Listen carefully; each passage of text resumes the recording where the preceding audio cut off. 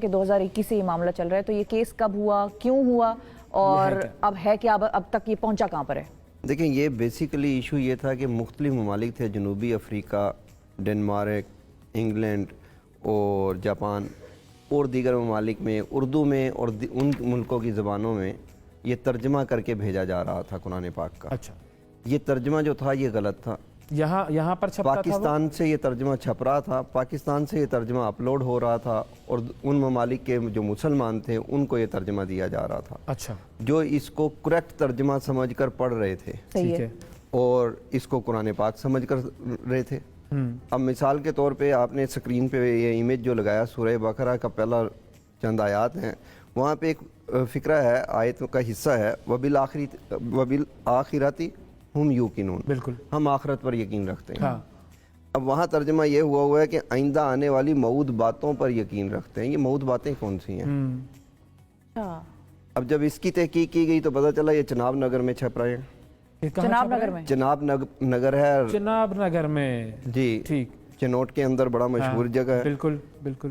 وہاں یہ 2013-14 سے، جی احمدیہ کمیونٹی سے ربوہ اس کا دوسرا نام ہے، وہاں پر یہ چھپ رہے تھے۔ وہاں 2013-14 سے یہ رپورٹس آ رہی تھیں، ہم نے درخواستیں دی، وزیر اعظم کو درخواستیں دی، ہیومن رائٹس سیل جو سپریم کورٹ کا ہے وہاں درخواستیں دی، ہر اس جگہ پر درخواستیں دی گئی جہاں پر کوئی اثر شنید اور یہ جو چھپ رہے تھے اس کے بعد یہ باہر کی دنیا میں صرف باہر کی دنیا میں بھی جا رہے تھے، پاکستان میں بھی جا رہے تھے، ہر جگہ جا رہے تھے، یہ پوری دنیا میں پھیل رہے تھے یہ، اور ان کی جو طباعت تھی وہ بقیہ طباعت سے زیادہ سپیڈ سے تھی۔ اچھا، آخر میں سپریم کورٹ اور دیگر وزیر اعظم ہاؤس سے یہ آرڈر گئے، اس پہ ایک کمیٹی بنی، اوقاف کے منسٹر نے اس کو ہولڈ کیا، اس میں یہ چیزیں سامنے لائے، ہم نے وہ سارے نسخے ان کو دیے، لسٹیں دیں کہ یہ ویب سائٹس ہیں، یہ قرآن پاک کے نسخے ہیں، یہ کتب خانے ہیں جہاں سے یہ نکل رہی ہیں، ٹھیک ہے۔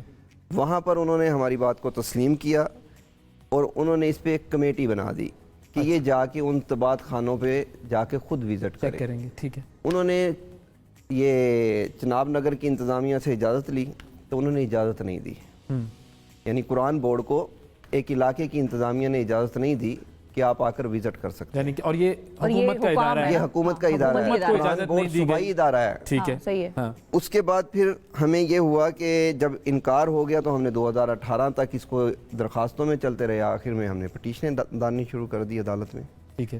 یہ پٹیشنیں ڈالی گئیں، اس میں جو جسٹس صاحب تھے انہوں نے تمام کمیونٹی کو سنا، احمدیہ کمیونٹی کو بھی سنا، صحیح ہے، اور وہاں احمدیہ کمیونٹی نے یہ کلیم کر دیا کہ یہ بیسیکلی ہمارے پرنٹنگ پریس ہی نہیں ہے، اچھا، ہم چھاپ ہی نہیں رہے یہ ایسا کچھ بھی، ٹھیک ہے۔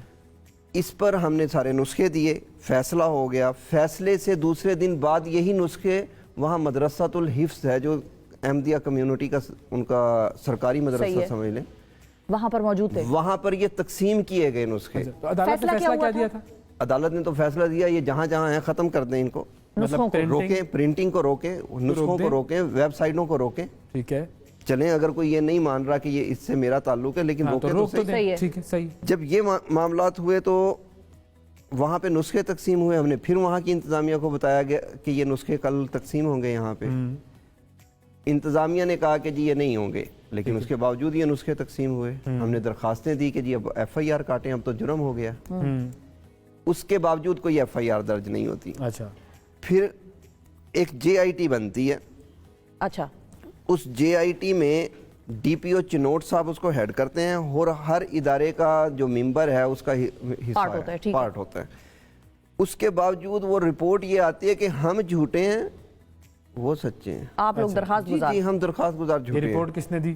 یہ جے آئی ٹی کی رپورٹ، لیکن کائنات کا ایک سلسلہ الگ سے چل رہا ہے، اگلے روز ایف آئی اے ایک آدمی کو گرفتار کر لیتی ہے اسی کمیونٹی کے اسی ایلیگیشن میں، اوکے، اس کا جب موبائل سے فرانزک ہوتی ہے ایف آئی اے کی، اب ایف آئی اے میرا ادارہ نہیں ہے، حکومت کا، ایف آئی اے کی جب فرانزک ہوئی تو پوری لسٹ نکل آئی کہ کون کون چھاپ رہا ہے، کہاں کہاں چھپ رہا ہے، اس کو تیار کون کر رہا ہے، اس کی کاسٹ کون پے کر رہا ہے، یہ جا کہاں پہ رہے ہیں، کن کن ویب سائٹوں سے یہ اپلوڈ ہو رہے ہیں۔ اچھا، اب ہم پھر ایف آئی آر اس میں آگئے درخواست میں، اب جیسے یہ انویسٹیگیشن کمپلیٹ ہونے لگی تو میں اوپنلی ایک نام لیتا ہوں، شاہد جاوید ڈی آئی جی صاحب تھے اس ٹائم پہ، انہوں نے اپنا اثر و رسوخ کروا کے اس انویسٹیگیشن کو سپریس کر دیا، رکوا دیا۔ اچھا، پھر اس کے بعد یہ लेकर जाते रहे हम, और हमें वहाँ चिनोट से भी शिकायतें आई कि यहाँ पे टीमें चल रही हैं कि वो कहते हैं पुराना तर्जुमा दे दें, पुराना कुरान पाक दे दें, नया ले लें।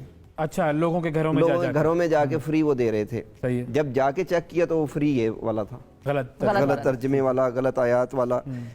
हमने दोबारा पिटीशन दायर की, लाहौर हाई कोर्ट ने उस पिटीशन पे ऑर्डर किया कि ये तमाम के तमाम हो रहे हैं काम। इनको तंबी की कुरान बोर्ड को भी, हर उसको तंबी की गई और इस सारे मटेरियल को रोकने के ऑर्डर किए गए। इम्प्लीमेंटेशन आज तक नहीं हुई। 2 मरतबा वज़ीर आला पंजाब को बुला लिया गया, जो के हैं उस वक्त के बुज़दार साहब थे। सही है। उसके बाद अब दोबारा कंप्लाइंस के लिए प्रिंसिपल सेक्रेटरी हैं वज़ीर आज़म के तलब, प्रिंसिपल सेक्रेटरी हैं वज़ीर आला के तलब कि ये क्या चीज़ है। अब आपका देखें, कंप्लाइंस रिपोर्ट देनी थी इन्होंने, सारे नुस्खे जो हैं वो कब्जे में लेने हैं, सब कुछ वो कुरान प्रिंटिंग प्रेस को रोकना है, प्रिंटिंग प्रेस को तो अब रोकना ये है। करेगा कौन? इस ऑर्डर की इम्प्लीमेंटेशन कौन कराएगा? क्योंकि अदालत का हुक्म है तो वो तो कंटेम्प्ट ऑफ कोर्ट में हो जाएगा मामला। अगर ये कंटेम्प्ट ऑफ कोर्ट लगी हुई हैं अब। जी। अब देखें, अमल हुकूमत ने करना है। हाँ, मेरा मुल्क के अंदर अमन भी हुकूमत ने कायम करना है। सही है।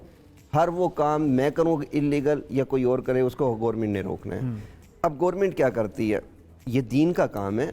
अगर हम पहले लेवल पे जाते हैं तो दीन का नाम इस्तेमाल किया जाता है वोट लेने के लिए, जज्बात भड़काने के लिए, मेरा खून लेने के लिए, फ्री के खिदमतगार लेने के लिए। लेकिन काम क्या करते हैं यही सियासतदान जो